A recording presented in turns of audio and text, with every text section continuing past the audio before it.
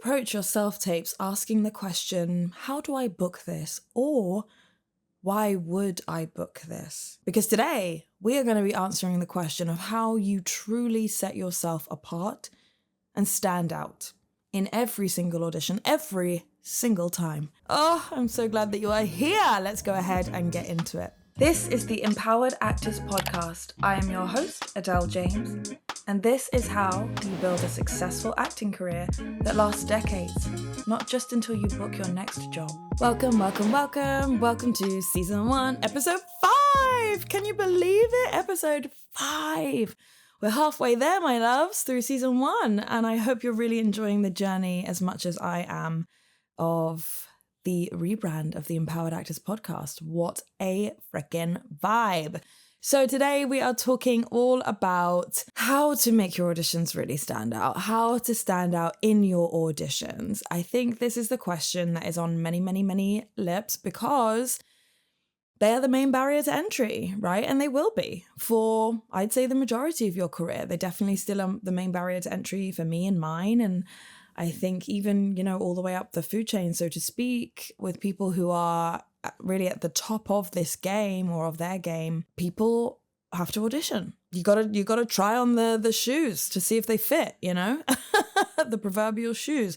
So the question is, how do we make them really stand out? But I think actually we have to begin where we usually begin, which is we need to talk about what the issue is, what the problem is as it pertains to standing out in your auditions, as it pertains to doing your auditions in general. And I think there are a few big things that are standing in most of our way when it comes to our auditions and how we approach them. The first is that you're probably trying too hard to get it right, quote unquote, right? You're trying too hard to figure out what they want, to mind read, which, if you have those abilities, bravo, teach us your ways, but I don't know how to mind read, and I'm pretty sure you don't either. So it's kind of a futile effort anyway, but you're trying to win the audition. You're trying to be the good actor who gets it right, who nails it first time or second time after some notes, and therefore book that role, right? And there is no right. This is art. We're dealing with art. We're dealing with choices and interpretations. And I'll be honest, you trying to read people's minds is such a futile exercise, if for no other reason than most people don't know what they're looking for until they see it and they hear it and they feel it. So your job is absolutely not to get it right, it's to do your job, right? It's to do your best. And we'll talk about what that looks like in a second. Another thing that I think is really getting in people's way is that they are trying so hard to be liked. They want to be liked so much. This is not a friendship making exercise, I really think about auditions as networking opportunities. And again, networking is not about being liked either. It's about being honest, I think, and making connections, right? And in this case, about making fans of your work. So being liked is not the vibe. That doesn't mean go in and be a twat, right? It doesn't mean be unlikable or dislikable intentionally, be arrogant, be rude, be any of the things. But it doesn't mean that you have to walk in there trying to make yourself super agreeable and super easy to work with and all of the things, right? You just be yourself, essentially. So that's the second thing, is trying too hard to be liked. And the third big thing, I think you're trying too hard to control the outcome. That question that I asked at the beginning, how do I book this job? You do your best. You just do your best. And if it's not this job, it's something better. Trying to control the outcome is a wasted effort versus controlling your effort, right? Making a conscious effort, decision, choice to really do your best work. And again, that looks different on different days, but that is the vibe. What you do not have control of is whether or not you get that job. But what you absolutely do have control of is whether or not you make a fan of your work because you did great work, right? So those are where I think the kind of big problems are, so to speak, that are maybe getting in people's way. And now we can really talk about what it means to stand out, what it really means to do that good work and to create those fans. And the reason why I think they are standing in people's way is because the product of trying to get it right, of trying to read people's minds, of trying to control the outcome, of trying too hard to be liked versus to do good work, is you create tension, you create friction in your body, you create a lot of uncertainty, and you start to lack clarity. You lack the ability to make clear choices, to make truthful choices, to make embodied choices. Because the best auditions, they don't come from up here. They're not theoretical. They're not something you analyzed into existence. They come from here, the gut. They come from here, the chest. They come from here, your body, right? Your sensation, your knowing, your instinct, your presence. That's where they really come from. And so the opposite of that is the tension, is the overthinking, is the overanalyzing, is the stress, is the do they like me? What do they think of me? How is this coming across, right? It's when you're completely not in your body and you're so in your head. And the big thing I really want you to remember in all of this is that auditions are not a test. This is not school, you guys. You graduated, you're out, you've done it, right? This is not a test. What auditions are, again, I think, are a networking opportunity.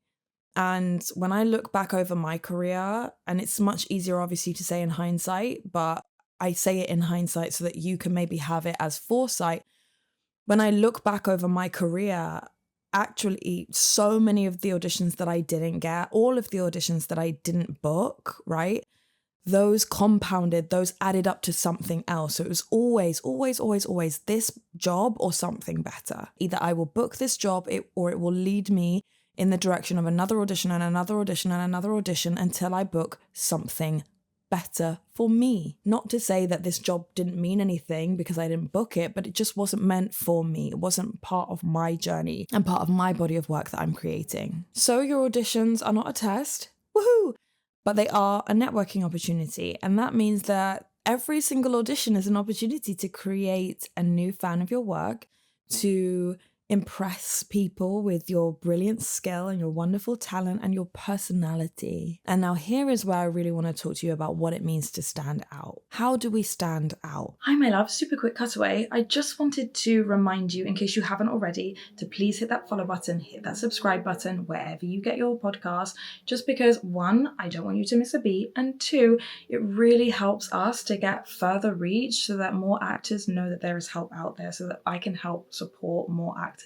I would be so grateful for your help on this mission. And if you feel so inclined, why not give us a cheeky rating too? We'd love 5 stars, but whatever you feel is right is good too. Mwah! Thank you so much. Shall we get back into the episode? Let's go. Now, before I give you the very simple answer to this question, I think we need to just get straight on one thing, which is that you, my love, the version of you that exists right now, breathing the breath that you're breathing, listening to this audio in your ear, the version of you that exists right now is the only one that has ever existed, that does exist, and or will exist going forward. There will literally never be another person who has your genetic makeup, who has your perspective of the world, who has your lived experience, right? Who has your unique set of talent and skills. Like, there just literally never has been and never will be another you.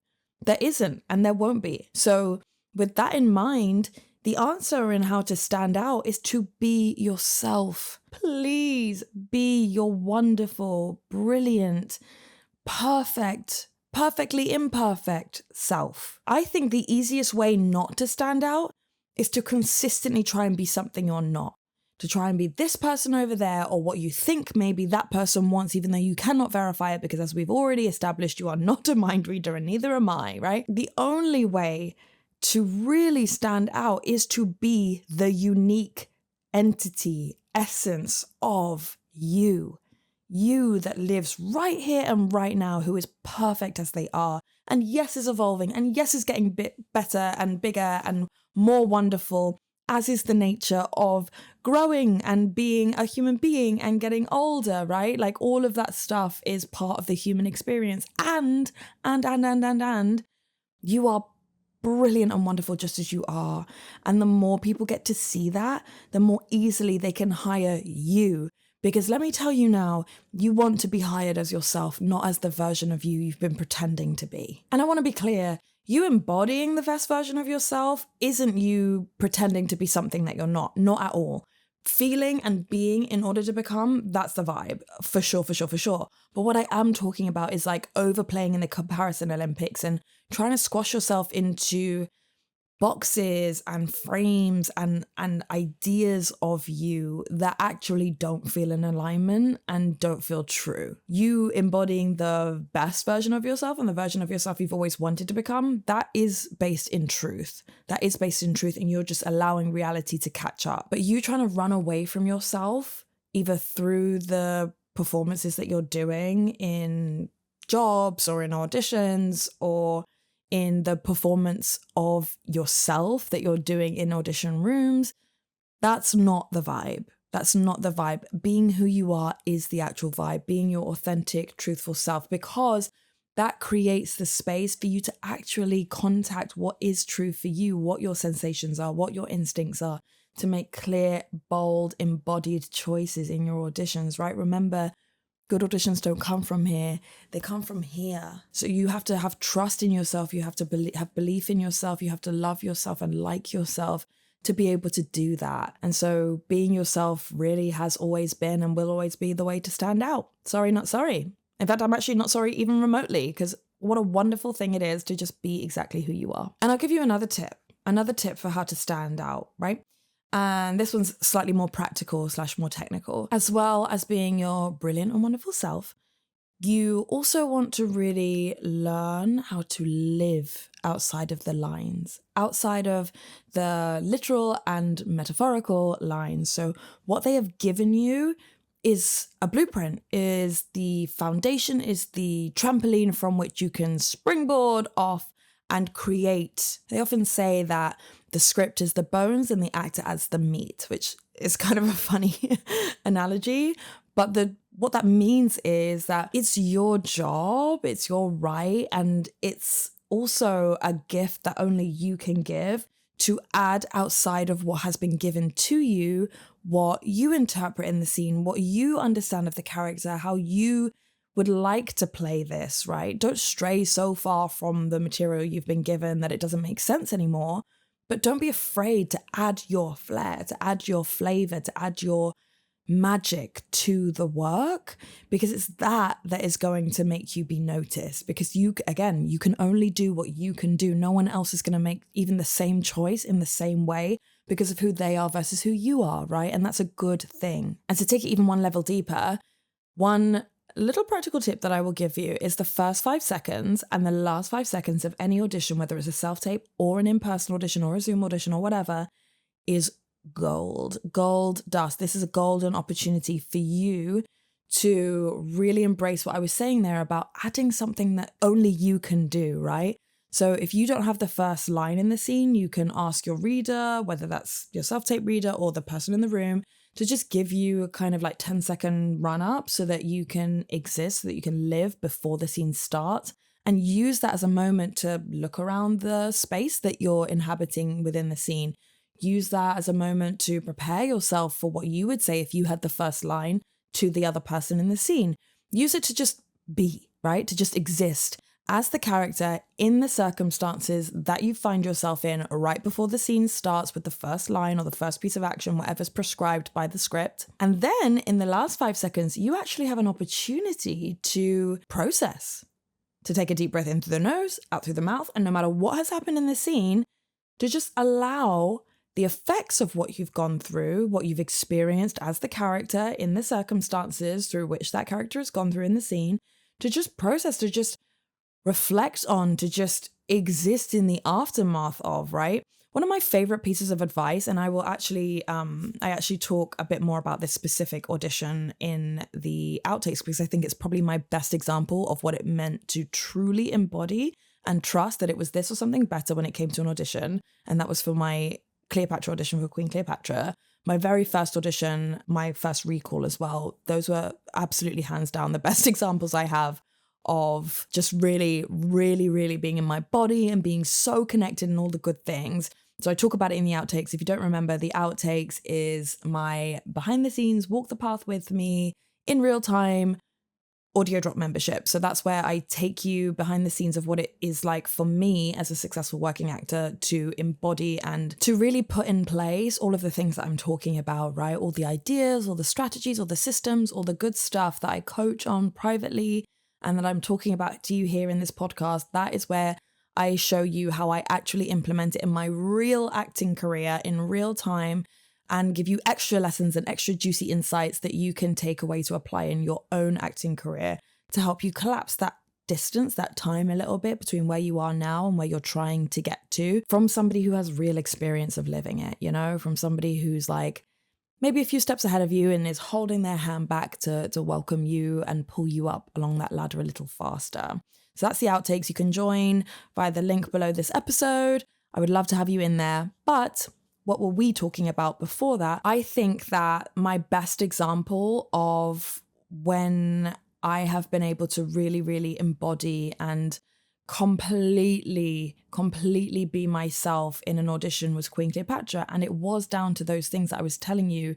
It was down to a deep love and respect of myself. It was down to walking into that audition and being completely honest about who I was. It was down to total connection to the work, to the material, and it was down to living outside of the lines. And I was saying to you that my favorite piece of feedback is that in the last 5 seconds, or the last 10 seconds, actually, I think I probably held it for about 20 or 30 seconds when I was doing my Queen Cleopatra audition, was that they didn't want me to stop. They did stop me because I kept going and going and going for about 30 seconds. But they didn't want me to stop because I was so in it that they wanted to see what was going to happen next. They knew what had been written in the script, but they wanted to see what I wanted to do next, how I was going to continue living because I was so in it. And, you know, the reason why I know that that's good feedback is because it tells me that I was connected and that they were connected, that we shared this moment that changed all of us, right? And maybe that sounds a bit dramatic, but like the truth is that this materialized for me into another recall and then the job. So in fact, I would honestly say that I typically will not end a scene. So I will wait for them to say, thank you very much. You know, I will hold on for an awkward amount of time if it means that I get to live in the scene for a bit longer and to do something that hasn't been prescribed so I can evidence that I am a talented, skilled actor, right? Who has ideas, who's going to bring things to the table, who's going to collaborate with you. This is a collaborative process. I'm here to make offers. And one of the freest moments or 2 moments that you have to be able to make offers in a scene when you're in an audition scenario is that first 5 seconds before anything has happened and the last 5 seconds after everything has happened, right? So that's just a little bitty there for you to play around with as well. So we've talked about how to stand out. And I think the through line through everything that I've said so far is actually connection. It's actually connection to yourself, a deep love and respect of yourself, connection to your body, your actual instincts, to the sensations that want to be expressed through you, right? Because talent is talent. But craft is the expression of that talent through great technique. And that's really what's going to take you very far in this industry. So connection to yourself, number 1. Connection to the human beings. So that's the people on the panel in the room, like, right? Like treating them like human beings, allowing yourself to be treated like a human being. Everybody being allowed to be equal in that space. There doesn't need to be a hierarchy, even if sometimes people like to project that there is one. Like, you are a human being, they are human beings, all human beings are worthy, period, the end, done, which means that nobody is above anybody else in the pecking order. It's just not appropriate or necessary to treat people that way. So just know that you're worthy because you are, but do connect to people, right? As people. Don't put people on pedestals. It's not helpful for them. It's not helpful for you. And also connect to your scene partner, right? So the other human being on the other side of the camera or in the room with you who's reading with you. And that also ties into the last point, which is connect to the work. Connect to the work, not up here. Good auditions don't come from your analysis of the audition script and the breakdown, at least not primarily, right? They come from your connection, your visceral, gut embodied connection to the work. And I think that segues us on really nicely into also what is an important consideration, which is that we need to start measuring success around auditions by the input, by what you're doing in the auditions, and not by whether or not you book the job. Remember, so many of my own job bookings are the result of auditions I never got, of auditions I never booked, right? They are the result of auditions that did not go my way, in quotation marks, which is a thing that people say all the time. I really don't like the expression, actually. But the truth is, you are going to have more rejections than you have job bookings. That's accurate. If we consider them to be a networking effort, it really doesn't matter whether you book the job or not, because it's all adding up. It's all adding up until it overflows into what? A job booking eventually. And my firm belief and my experience from what I've seen in my own career and others is that when you're actually putting your best foot forward and you're not telling stories about why you're not good enough and why it's not working for you, actually you get the bookings way faster. You get the bookings way faster. So even if we did want to control the outcome, the best way to control the outcome of booking the job is actually to do all the things that I've been talking about today anyway. Sorry, not sorry. But yes, success really means, or wants to mean, that you did your job, right? That you were connected, that you were present, that you were honest and authentic to who you are, that you let people see you, that you let yourself be exactly who you are in that room, and that you took the emotion out of everything that isn't the scene itself, because it's not personal.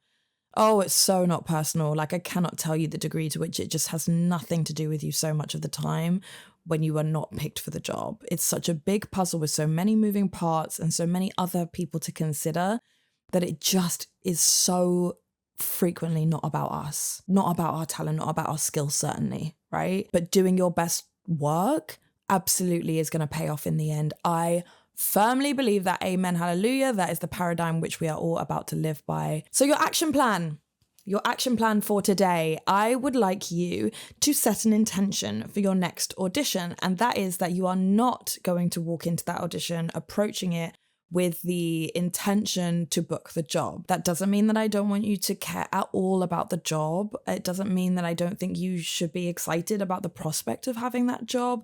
But what I am saying is that your intention for the audition specifically needs to be, did I feel present, right? Was I present in those takes? Was I present in that, the take that I've chosen as my one that I'm going to send off? Was I able to do it in 3 takes or less, or 5 takes or less, or whatever number is lower than your usual number for however many takes it normally takes you to get the result that you're happy with, or the result that you're willing to send off? Did I make clear choices? Right? So you can choose any of these, you can choose all of these, but notice how the intention has got nothing to do with, did I get the job? Was I offered the job? Plus, if you do not have a professional audition coming up, absolutely no problem. Just pick an audition to practice with. Pick any scene. You can download one from the internet. You can copy one from a film or from a theatre show that you saw or a play that you've got in your house, and record an audition for practice with that same intention. Not bookings focused, but input-output focused, right? What am I putting in? What do I receive out of the other end of it that has got nothing to do with the bookings? All right, my loves. And that's it. That's episode 5. We've done it. We've talked about auditions, and I hope that you feel better going into your next ones. And I just really, really, really want to impress upon you that you're doing a great job. You're doing such a good job, and it is a bit of a minefield, I think, learning how to balance and navigate doing auditions, doing lots of auditions, being rejected, or not having auditions kind of go your way, and keeping up the momentum, keeping yourself going. Like, it's also okay for you to be pissed off sometimes, and for you to be annoyed and to be frustrated and to want things to change. It doesn't mean that you don't also get to keep deciding that you're going to keep putting your best forward, and deciding that you're going to keep making great work and making great fans of your work, and knowing that it's all adding up and that it will overflow. It is, it's happening, it's done. There is a version of you who has already escaped self-tape jail, and she or he or they are just willing you to keep going and to keep showing up at your very best, whatever that looks like on any given day. Now, of course, if you want to go deeper, we have the Outtakes, which is my private audio drop membership. It is just £39 a month, and you get regular audio drops from me, walking the path with me as I navigate my career in real time, and I take you on that journey, and I give you all the juicy insights and tips and all the things that I can't say anywhere else. That is the private membership that is hosted on our private app, the Empowered Actors app. It is a vibe, it is a groovy space to be in, and it is my gift to you to show you how all of these principles, how these ideas, how these strategies, how these systems work in someone else's career to help you bridge the gap. Sometimes we need to hear how we should apply things for ourselves, and sometimes the needle shifts or the energy shifts or the momentum shifts based on hearing how it's been applied for somebody else, right? How it's added up in their own career. And that's what the outtakes is there to provide. It's not the highlight reel. It is on gigs, it's between gigs, it is navigating the highs and lows of my own career in real time. It is designed to make this whole thing so much less lonely for you. And I really love recording them, and the feedback so far has been chef's kiss. So if you would like to be a part of it, you can go ahead and sign yourself up at the link below this episode. I'm so grateful to you. Thank you for being here today. Thank you for being with me. Thank you for choosing yourself. And please remember that for now and for always, I am so rooting for you. Oh, I am so rooting for you. I know you can do this. I know you are already doing this. And I'm wishing you the very best until we speak again next week. Mwah.